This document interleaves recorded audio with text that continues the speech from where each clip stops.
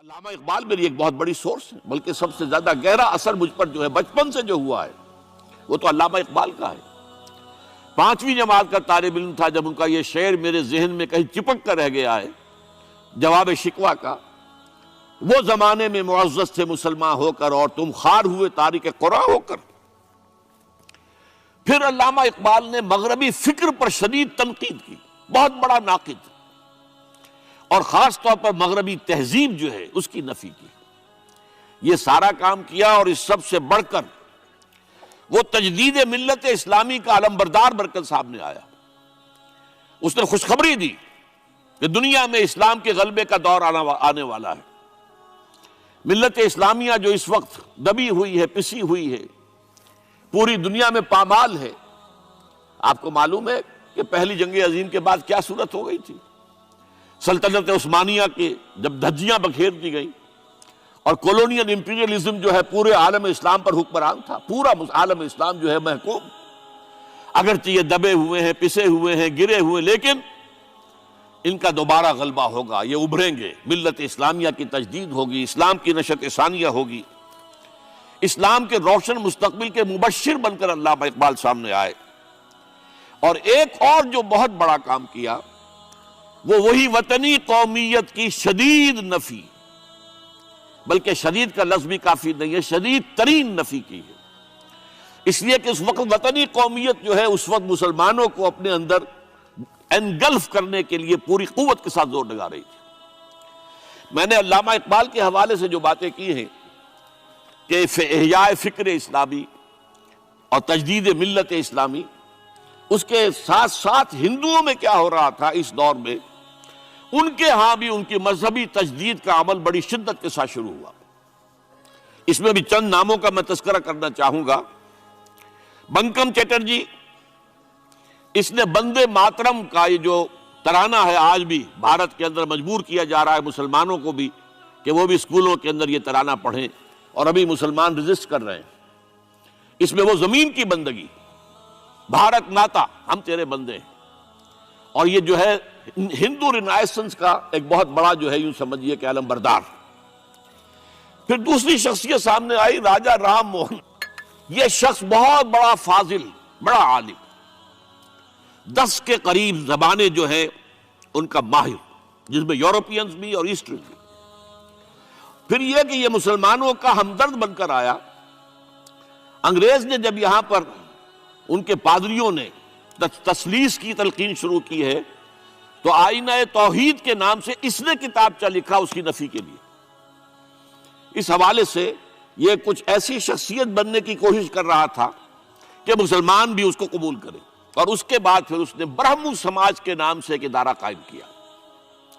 یہ وہی تھا کہ جو اس سے پہلے اکبر نے جو فلسفہ دیا تھا دین الہی، بھئی اللہ کا معاملہ کرو، صرف اللہ کو سب مانتے ہیں، صرف نام ہے مختلف ہے، کسی نے کوئی نام رکھ دیا، کوئی مہادیو کہتا ہے، کوئی کچھ کہتا ہے، کوئی گاڈ کہتا ہے، سب خدا کو تو سب مانتے ہیں۔ یہ جو رسالت کا معاملہ ہے اور شریعت کا معاملہ ہے، یہ فساد کی جڑ ہے۔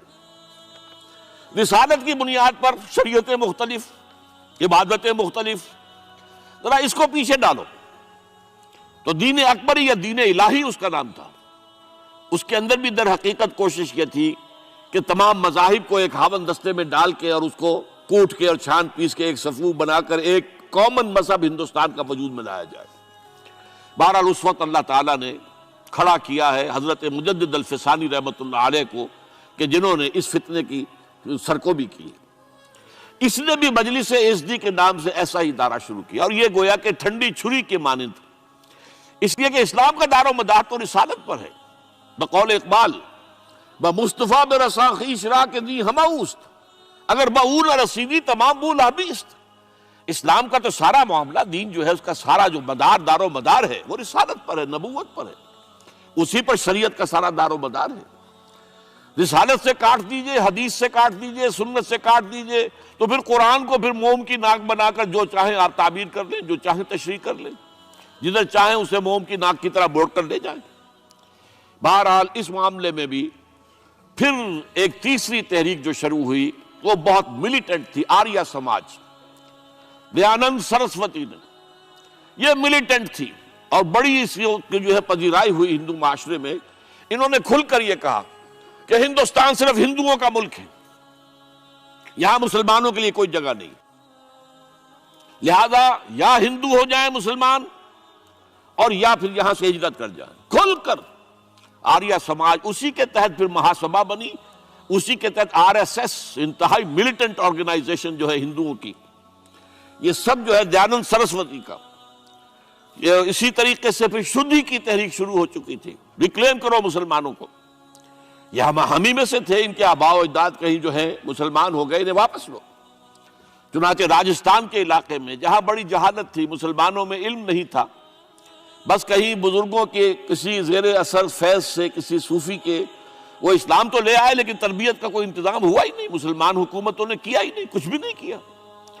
تو نتیجہ یہ نکلا کہ بڑے پیمانے پر شدھی کی تحریک ہو رہی تھی.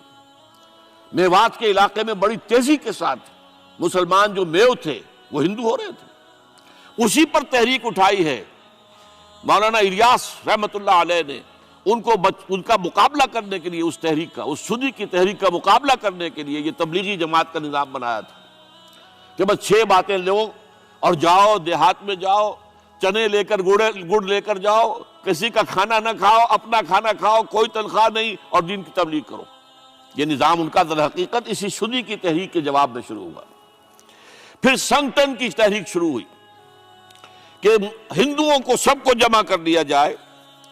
اب اس اعتبار سے ذرا نوٹ کیجئے، علامہ اقبال نے جو نفی پھر وطنیت کی ہے، اتفاق سے یہاں یہ اشعار لکھے ہوئے ہیں: اس دور میں میں اور ہے، جام اور ہے، جم اور، ساقی نے بنا کی روش لطف و ستم اور، تہذیب کے آزر نے ترشوائے صنم اور، مسلم نے بھی تعمیر کیا اپنا حرم اور، ان تازہ خداؤں میں بڑا سب سے وطن ہے، جو پیرہن اس کا ہے وہ مذہب کا کفن.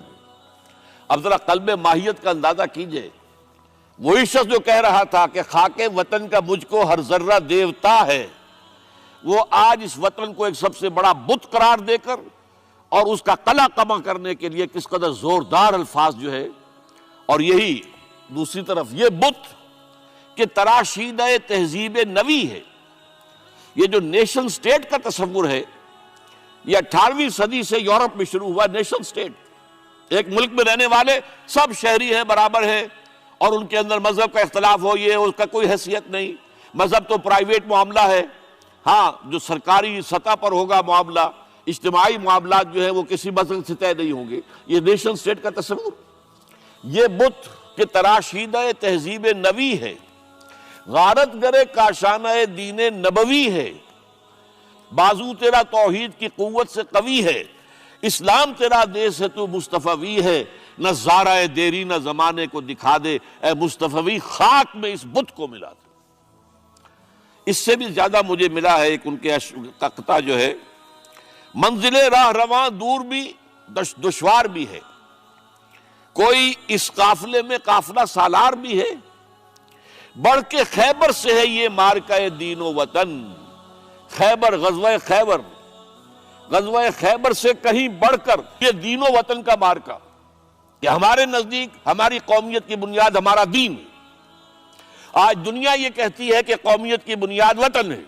یہ جو مارکہ دین و وطن ہے، بڑھ کے خیبر سے ہے یہ مارکہ دین و وطن. اس زمانے میں کوئی حیدر کرار بھی ہے.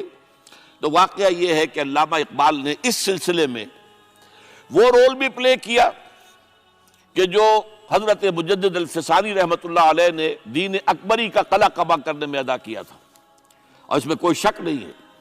اس اعتبار سے میں کہا کرتا ہوں کہ حضرت مجدد الفسانی کے بروز کی حیثیت رکھتے ہیں علامہ اقبال، اور ان کو جو گہری نسبت تھی. حاضر ہوا میں شیخ مجدد کی لحد پر، وہ خاک کے ہے زیر فلک مطلع انوار، گردن نہ جھکی جس کی جہانگیر کے آگے، جس کے نفس گرم سے ہے گرمی احرار.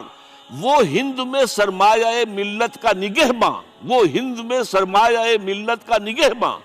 ملت کا سرمایہ تو سارا کا سارا جو ہے ایمان بالرسالت سے. آپ حضرت مجدد الفسانی کے خطوط پڑھیے، سب سے زیادہ زور اطاعت رسول، اطاعت رسول، اطاعت رسول، اطاعت رسول. جس کی جڑ کاٹنے کی کوشش کی تھی دین الہی کے ذریعے سے اکبر نے، اس کو دوبارہ مستحکم کیا ہے وہ مجدد الفسانی رحمۃ اللہ علیہ نے۔